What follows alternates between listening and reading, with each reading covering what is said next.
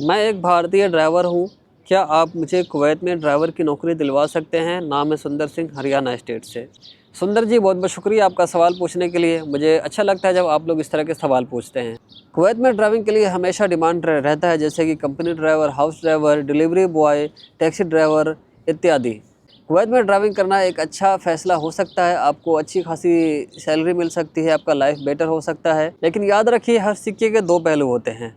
यहाँ आने के बाद लोग अच्छे पैसे बना लेते हैं, लेकिन कुछ ऐसे लोगों को भी मैंने देखा है जो यहाँ 3 से 4 साल रहने के बावजूद अभी तक कर्ज में डूबे हुए हैं। आप इंडिया में जॉब करते हैं या कुवैत में, मैटर ये करता है आपकी सेविंग कितनी हो रही है।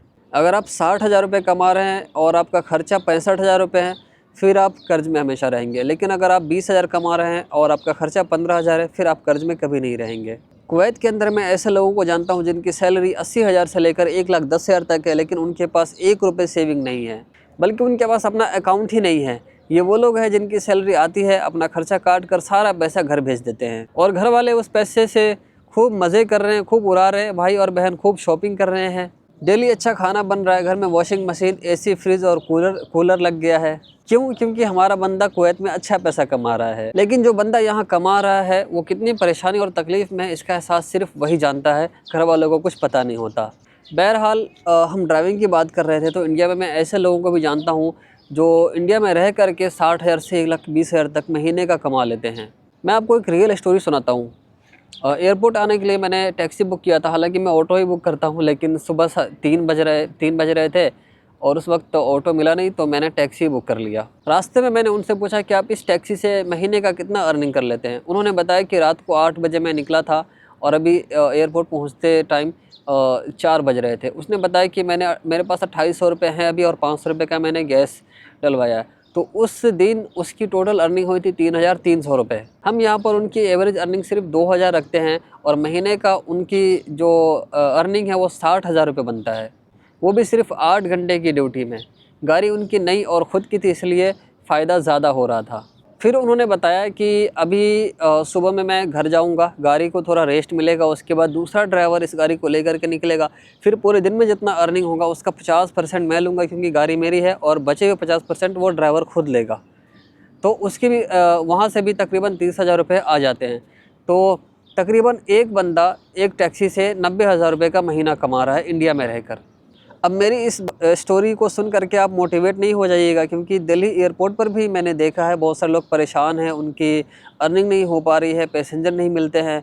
तो दोनों कंडीशन है और ये पूरी दुनिया में लागू होता है, हर जगह। कुछ लोगों को ज़्यादा फ़ायदा होता है, कुछ लोग परेशान रहते हैं। ये आपके स्किल्स के ऊपर डिपेंड करता है। आपको नॉलेज होना चाहिए कि कैसे मैं पैसा कमा सकता हूँ। जिनके पास नॉलेज है वो कमा रहे हैं, जिनके पास नॉलेज नहीं है वो परेशान रहते हैं, शिकायत करते रहते हैं।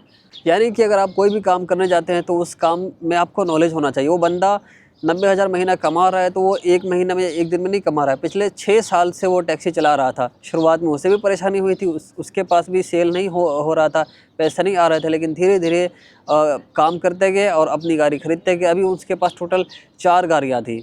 अब 6 साल से वो लगातार टैक्सी चला रहे हैं, तो उन्हें एक्सपीरियंस हो गया है कि किस वक्त पैसेंजर कहाँ पर मिलता है, कहाँ पर पैसेंजर ज़्यादा अवेलेबल रहते हैं। तो इस वजह से उनकी अर्निंग ज़्यादा हो रही है। अब मैं एक दूसरा स्टोरी सुनाता हूँ कुवैत का। एक भाई है, तकरीबन 3.5 लाख रुपए खर्च करके कुवैत आए थे, टैक्सी ड्राइवर हैं, लेकिन अभी भी वो कर्ज में डूबे हुए हैं। वो बंदा हमेशा शिकायत करता है कि काम नहीं है, पैसेंजर नहीं आते हैं। लेकिन और भी टैक्सी ड्राइवर को मैं यहाँ जानता हूँ जो लोग 80,000 से 90,000 कमा लेते हैं और बिल्कुल सुकून से कमा लेते हैं।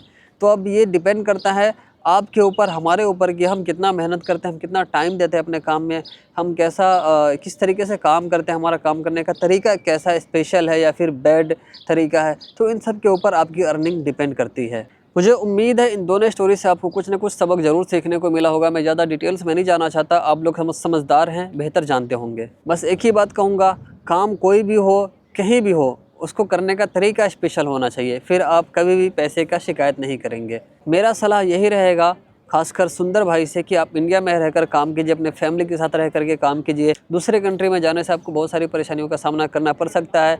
2 से 3 साल तक फैमिली से दूर रहना पड़ेगा।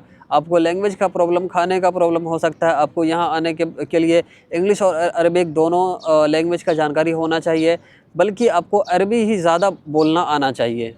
यहाँ 12 से 14 घंटे की ड्यूटी करनी पड़ सकती है। चलिए मैं अब आपको बताता हूँ कि कुवैत में ड्राइविंग के लिए कितने ऑप्शन हैं। 3-4 ऑप्शन पर मैं नज़र डालूँगा। सबसे पहले हम बात करते हैं हाउस ड्राइवर की। यहाँ आपको हाउस ड्राइवर में जॉब अगर लगती है तो 100 से 130 दिनार तक सैलरी मिल सकता है, जो कि इंडिया में तकरीबन 30,000 से 35,000 के बीच में बनता है। अब आपसे मेरा सवाल है कि आप इंडिया में 30 से 35,000 नहीं कमा सकते हैं? अब यहाँ पर कुछ लोग बोलेंगे कि भाई मैं तो 40,000 कमाता हूँ लेकिन बचता नहीं है। तो भैया बचाना आपके हैंड में है। आप इंडिया में बहुत सारे लोग इंडिया में अच्छे पैसे कमाते हैं, लेकिन वो हर हफ्ते संडे को जाते हैं और पार्टी वगैरह करते हैं, बर्थडे पार्टी, सेलिब्रेशन, ये वो। तो फिजूल खर्ची हम ज़्यादा करते हैं, इसलिए बचत नहीं हो पाता है।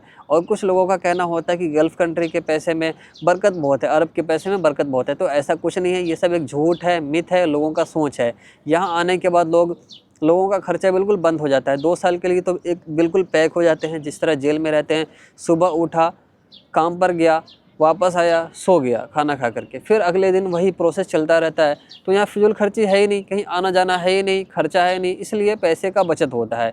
कोई बरकत वगैरह नहीं। आप इंडिया में भी अगर इस तरह से काम करेंगे तो वहाँ भी पैसे का बचत हो सकता है। मैं कंजूसी करने के लिए नहीं कह रहा हूँ आपको, बस आपको कहाँ पे खर्चा करना है और किस हिसाब से खर्चा करना है, ये आपको सीखना पड़ेगा और समझना पड़ेगा।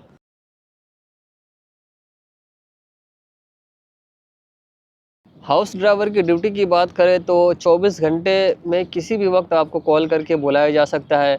यहाँ तक कि आप अगर चावल भी बना रहे हो, आधा पक गया है, तो बोलेगा बंद करके आ जाओ, बाद में बना लेना, चाहे वो ख़राबी हो जाए। तो हाउस ड्राइवर की ड्यूटी इस तरह की होती है। हाउस ड्राइवर सिर्फ ड्राइविंग नहीं करते हैं, बल्कि वो घर का भी काम करते हैं, साफ़ सफाई, लाइक पौधों में पानी डालना, और भी तरह तरह के काम जो होते हैं, छोटे मोटे काम, सारा काम करना पड़ता है। मेरा ये सजेशन रहेगा कि यहाँ नौकरी और गुलामी करने से बेहतर है इंडिया में खुद का काम कर सकते हैं, आज़ादी के साथ कर सकते हैं और राजा की तरह रह सकते हैं। मैंने बहुत सारे लोगों को देखा है जो इंडिया में अपने घर में एक गिलास पानी खुद से लेकर के नहीं पीता है, लेकिन वही यहाँ आने के बाद उसके घर में झाड़ू लगाता है, साफ़ सफाई करता है और बहुत सारे काम करना पड़ता है।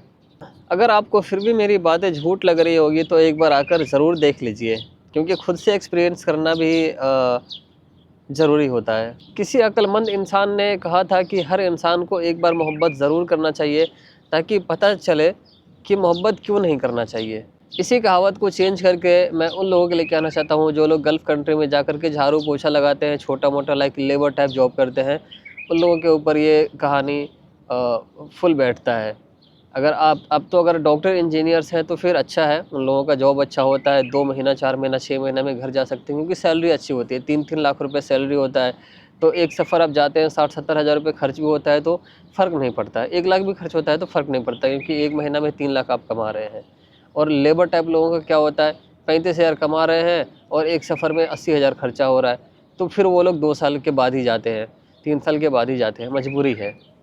मैं बात करता हूँ कुवैत में ड्राइविंग की सेकंड ऑप्शन की, तो वो है कंपनी ड्राइविंग। कंपनी में आपको थोड़ा-सा आराम मिल सकता है, उसमें ड्यूटी फ़िक्स होता है 8 घंटे से 12 घंटे तक। अगर आप ओवरटाइम करते हैं तो उसका अलग से पैसा मिलेगा।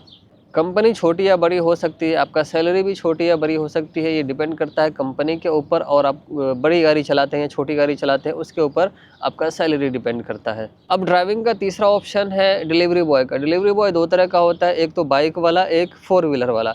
बाइक वाले में कभी नहीं आइएगा, बाइक में बहुत दिक्कत होता है, ठंड यहाँ बहुत पड़ती है और गर्मी तो पता ही है, 50 से 56 डिग्री तक गर्मी पड़ता है, अक्सर 60 तक भी जाता है। तो दोनों कंडीशन में दिक्कतें आती है।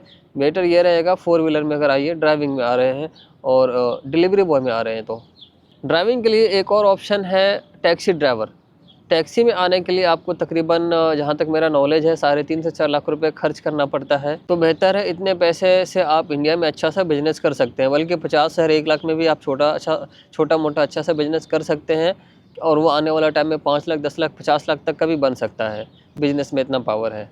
अब मैं बात करता हूँ यहाँ आने का क्या प्रोसेस रहेगा। तो यहाँ आने के लिए आपको सबसे पहले पासपोर्ट होना चाहिए, इंडियन ड्राइविंग लाइसेंस होना चाहिए।